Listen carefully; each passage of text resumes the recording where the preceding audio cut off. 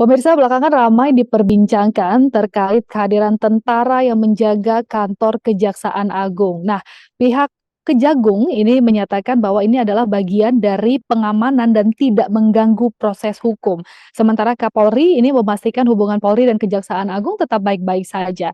Tapi di masyarakat tentunya banyak muncul pro dan kontra. Banyak pertanyaan juga, apakah ini hal biasa atau justru menimbulkan tanda tanya besar soal independensi penegakan hukum di Indonesia. Kita akan bahas bersama dengan pakar hukum tata negara, Profesor Juanda yang sudah bergabung bersama saya. Selamat siang, Prof. Bagaimana pandangan Anda terhadap dasar hukum pengerahan TNI untuk menjaga kantor kejaksaan ini, Prof? Selamat siang, Assalamualaikum warahmatullahi wabarakatuh. Terima kasih. Pertama, yang perlu dipahami dan kita sadari betul terus dalam bernegara ini, siapapun itu kita harus mencermati dan mengetahui tentang konstitusi. Nah, kita bernegara itu ada landasan hukumnya. Pertama konstitusi, yang kedua adalah peraturan perundang-undangan, dan yang ketiga adalah azas-azas penyelenggaraan pemerintahan yang baik. Nah, yang keempat tentu didukung dengan etika bernegara. Empat hal ini menurut saya yang sering dilupakan oleh banyak orang. Nah, berkaitan dengan pertanyaan bagaimana pandangan saya terhadap kebijakan pengamanan dari TNI ke kejaksaan, tentu ini pada sisi satu, bukan satu sisi ya. Jadi satu sisi memang itu adalah kalau niatnya baik, saya kira itu perlu kita lihat secara positif. Tetapi dalam konteks bernegara, berkonstitusi, saya belum menemukan landasan hukum yang jelas, konkret, dan kuat tindakan seperti ini atau kebijakan seperti Hmm. ini.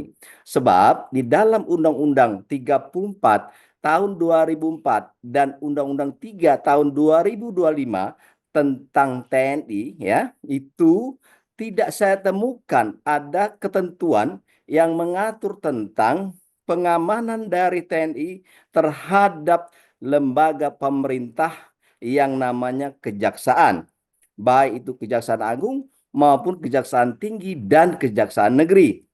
Apapun alasannya, itu secara hukum saya tidak temukan. Kecuali memang di dalam pasal 7 tentang tentang soal pokok-pokok tugas dan pokok TNI itu sendiri, itu soal keamanan, kedaulatan negara, ya, tidak bicara soal Kamtipmas. Hmm. Nah, apakah memang ya dengan tidak ada landasan hukum ini bisa dilakukan oleh TNI? Bisa, kalau memang kejaksaan itu sudah ya dinilai ada sebuah kedaruratan negara di situ misalnya. Nah, apakah itu sudah ada misalnya? Saya melihat sampai detik ini ya, dari kacamata realnya belum ada argumentasi darurat di situ. Apa yang darurat misalnya? Nah, oleh Hmm. karena itu ya menurut saya baik itu dalam konteks real di lapangan maupun dalam konteks landasan hukumnya tidak kita temukan lah Hmm. tindakan atau kebijakan TNI yang mengamankan itu. Nah, Baik. kemudian memang di dalam Undang-Undang 3 2025 di dalam pasal 7 itu memang jelas ada soal pengamanan bantuan ya TNI ke pemerintahan di daerah atau membantu ya pihak kepolisian misalnya. Itu ada, tapi dalam Hmm. konteks bukan soal penegakan hukum sipil, tapi dalam konteks keamanan negara atau negara dalam keadaan darurat, jangan hanya kejaksaan, di seluruh pemerintah Ya, itu wajib dibantu oleh baik. TNI. Artinya Prof belum ada kedaruratan, belum ada landasan hukum yang kuat, tidak ada ketentuan tentang pengamanan. Tapi sebelumnya yang Prof ketahui ada nggak sih ada presiden atau contoh gitu Prof, di mana TNI dilibatkan dalam pengamanan lembaga penegakan hukum sipil seperti ini? Belum ada. Belum ada Makanya ya? saya heran, belum ada. Hmm. Kecuali misalnya ada chaos, ya, bentrok, ya, Hmm. yang tidak bisa diselesaikan, diamankan oleh pihak kepolisian atau katakanlah pengamanan sipil lainnya, dan itu memang secara automatically, secara konstitusi, ya, itu memang harus di backup oleh TNI. Nah, oleh karena itu kewajiban oleh kewajiban yang diberikan oleh Undang-Undang Dasar dan Undang-Undang terhadap TNI dalam Hmm. kondisi yang darurat, baik itu darurat sipil maupun darurat militer misalnya. Nah, oleh karena itu saya kira hal seperti ini patut kita pertanyakan. Saya khususnya, ada apa sebenarnya di kejaksaan itu sendiri? Hmm. Apakah ada darurat yang memang kita sipil tidak tahu, atau Ya. memang ada, ya, harta kekayaan negara yang memang dimungkinkan berpotensi untuk diserbu oleh orang lain atau oleh Hmm. pihak-pihak tertentu yang menginginkan bahwa kejaksaan ini lumpuh atau apa. Tapi Hmm. sebelum masuk itu sebenarnya kan ada kepolisian. Kenapa tidak Iya. kepolisian berikan kesempatan untuk itu Hmm. misalnya. Oleh karena itu adalah di luar dari pengetahuan dan kepahaman saya terhadap argumentasi baik secara hukum maupun secara real, itu saya kira perlu kita lihat, ya, jangan kita gegabah, tetapi dalam arti sebagai negara hukum, mari kita tegakkan hukum, mari kita tegakkan konstitusi. Saya kira itu yang perlu kita sama-sama pahami.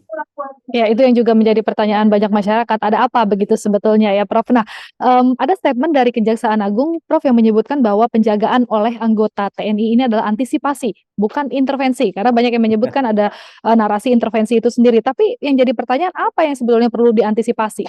Nah, masyarakat banyak bertanya. Saya juga tidak bisa jawab antisipasi yang bagaimana. Kalau Mm-mm. antisipasi sifatnya negara, seluruh wilayah negara Republik Indonesia ini di dalam Mm. lembaga manapun, ya, itu perlu diantisipasi. Tapi antisipasi ini, apakah, pertanyaan saya, apakah memang ada potensi yang Mm. menjurus kepada kedaruratan atau kekacauan yang berkaitan dengan tugas dan fungsi kejaksaan atau apa? Saya tidak tahu ini, ya, Mm. antisipasinya. Kalau antisipasi secara nasional, semua, ya, wilayah Republik Indonesia ini dari Sabang sampai Merauke, ya, termasuk lembaga-lembaga pemerintah pusat, daerah, dan lain-lain, itu memang harus kita antisipasi. Nah, Ya. pertanyaan, kenapa kejaksaan aja yang perlu diantisipasi, yang lain tidak? Nah, ini pertanyaan besar saya, ada apa, ya? Argumentasinya apa yang sebenarnya terjadi atau apa yang sebenarnya akan terjadi di situ? Maka saya kira memang itu wilayah-wilayah intelijen dari TNI yang bisa menjawab. Tetapi Mm. menurut saya, kenapa tidak juga diberikan kepada alat-alat sipil, khususnya sebesar kepolisian, Polisian. sebelum masuk keamanan seperti TNI. Saya kira menjadi pertanyaan besar bagi banyak kalangan, banyak pihak, kalau begini adanya antisipasi yang bagaimana. Oleh Ya. karena itu, saya kira antisipasi perlu, tapi apakah memang perlu sejauh ini TNI yang melakukan itu misalnya? Nah, ini yang jadi Mm. pertanyaan. Atau memang, ya, tidak bisa kita, sekali lagi berulang, tidak bisa kita percaya dulu kepada kepolisian Republik Indonesia yang memang berfungsi, ya, untuk menegakkan hukum, Mengamankan. Ya. Kamtipmas, dan segala macam. Saya kira Mm. ini menjadi sebuah pertanyaan besar, baik secara hukumnya belum saya temukan, baik Mm. secara real di lapangan saya tidak melihat ada gejala-gejala kedaruratan. Nah, oleh karena itu saya menjadi bertanya juga, ada apa? Ya, ada apa? Tapi saya kembalikan lagi ke Prof nih. Ini kan yang menjadi pertanyaan kita juga, ada apa gitu ya Prof? Tapi kalau Prof ngelihatnya gitu ya dari kacamata Prof sendiri sebagai pakar, kenapa sih kejaksaan ini memilih bekerja sama dengan TNI dalam hal pengamanan, bukan dengan Polri yang memang memiliki fungsi utama dalam menjaga keamanan dalam negeri begitu kan Prof? Ya, Kalau Prof ngelihatnya itu kenapa kira-kira, ada ya, apa gitu? ya, begini, memang kerjasama ini Heeh, tidak dilarang. Kalau kerjasama mmm, antar lembaga negara, antar lembaga pemerintah dengan swasta, itu silakan dan dimungkinkan. Tapi misalnya ya, mhm dalam konteks yang kita bahas sekarang, misalnya kerjasama pengamanan, ya, mhm terhadap aset-aset yang ada di kejaksaan misalnya. Nah, pengamanan itu kan tidak juga harus mengerahkan kekuatan ya. Saya kira demikian. Kalau kerjasama yang seperti itu, tukar pendapat, tukar data tentang intelijen atau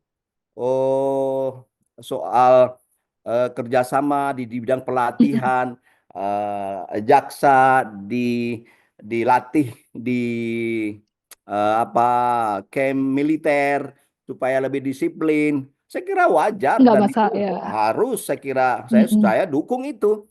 Tetapi dalam konteks pengamanan saya masih kabur argumentasi hukumnya, argumentasi kebutuhan realnya mhm ya, saya belum bisa jawab dan dalam arti tidak menemukan ada jawaban mhm yang konkret gitu loh.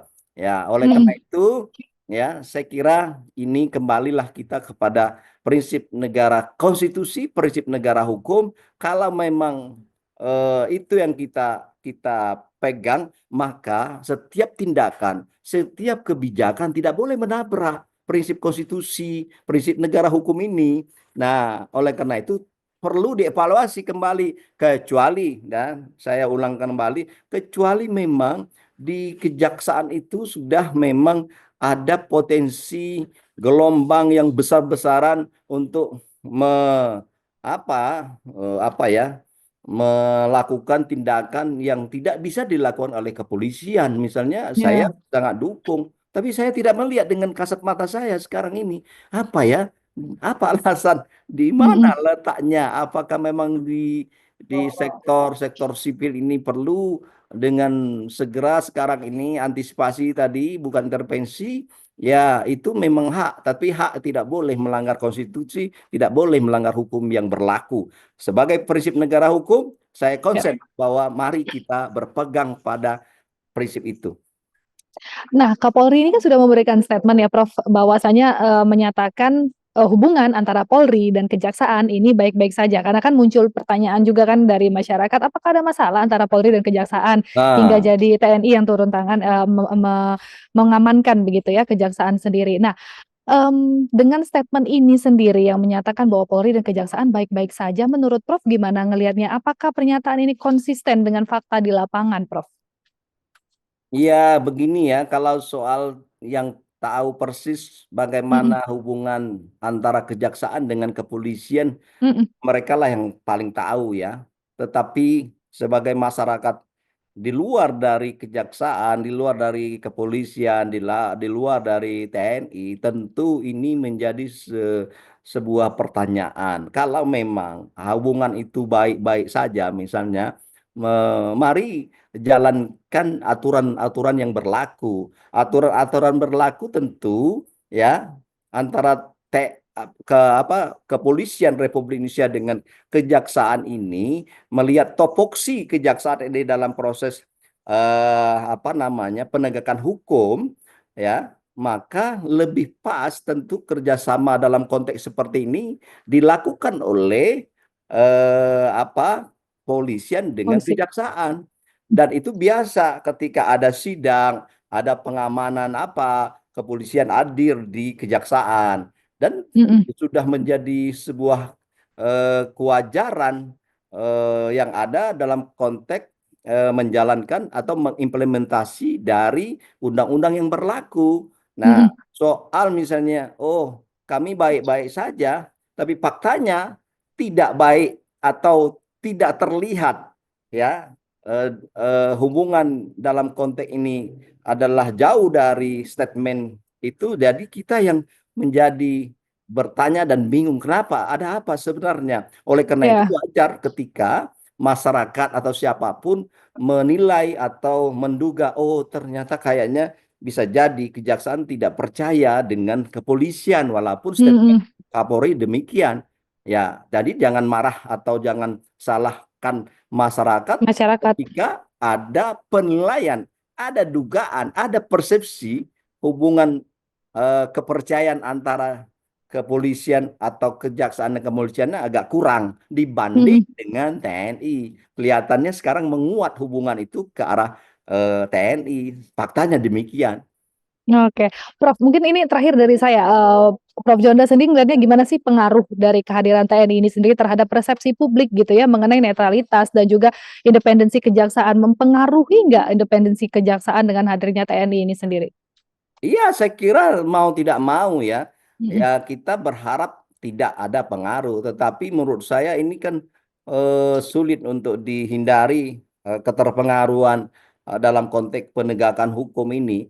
Nah, oleh karena itu ya kita hanya berdoa, berharap saja bahwa ini tidak terpengaruh sehingga walaupun ada pengamanan seperti ini, misalnya ya kalau memang tidak tidak bisa dievaluasi, ditarik sehingga akhirnya adalah hal-hal seperti ini adalah dibatalkan, maka kalau memang ini diteruskan, menurut saya ada pelanggaran hukum di sini, ada pelanggaran wewenang, bab tugas dan fungsi wewenang TNI tidak ada yang saya temukan di dalam undang-undang TNI itu sendiri maupun di dalam konstitusi. Nah, kalaupun ini diteruskan, tentu ya sangat disayangkan. Dan kalau ini ditanya soal pengaruh, ya mudah-mudahan tidak ada pengaruh dalam proses penegakan hukum. Kita berdoa saja, walaupun Mmm, memang secara manusiawi kadang-kadang tidak bisa kita lepas keterpengaruhan antara apa tindakan-tindakan seperti ini dengan fungsi-fungsi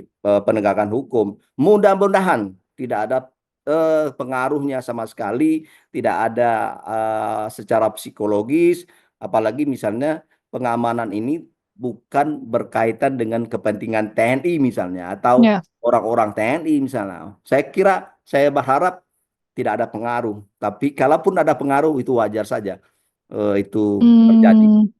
Baik, tentunya harapan kita tidak ada pengaruh, tapi tadi seperti yang Prof sampaikan, kalau diteruskan kebijakan ini sangat disayangkan begitu ya Prof? Berarti nanti Ya, kita akan nantikan kira-kira ini akan seperti apa nanti, apakah dibatalkan atau tetap ya, berlanjut dan ya. seperti apa dampaknya kita masyarakat hanya bisa melihat nantinya gitu ya Makanya Prof? kita menghimbau Mhm, ya, ada yang mengatakan ini mhm, kesepakatan dasarnya. Ingat kesepakatan tidak boleh melanggar undang-undang. Undang-undang itu mmm, dibuat oleh DPR bersama presiden plus lagi kalau itu menyangkut soal kedaerahan, otonomi, hubungan keuangan pusat daerah itu adalah ada campur tangan DPD. Jadi tiga lembaga inilah yang membuat undang-undang. Ketika ini sudah berlaku sebagai undang-undang, maka mhm, tidak boleh kesepakatan itu melanggar undang-undang. Itu pernah saya dengar di sebuah televisi ada petinggi mengatakan ini kesepakatan. Hei, Bung, kesepakatan mhm. tidak boleh melanggar konstitusi, tidak boleh melanggar undang-undang. Itulah harapan kita dalam konteks mengimplementasi sebagai prinsip negara hukum, prinsip negara berkonstitusi, dan prinsip demokrasi yang sesungguhnya. Terima kasih.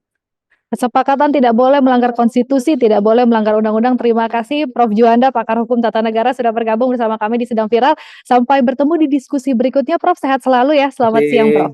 selamat siang. Assalamualaikum. Siang Prof. Waalaikumsalam.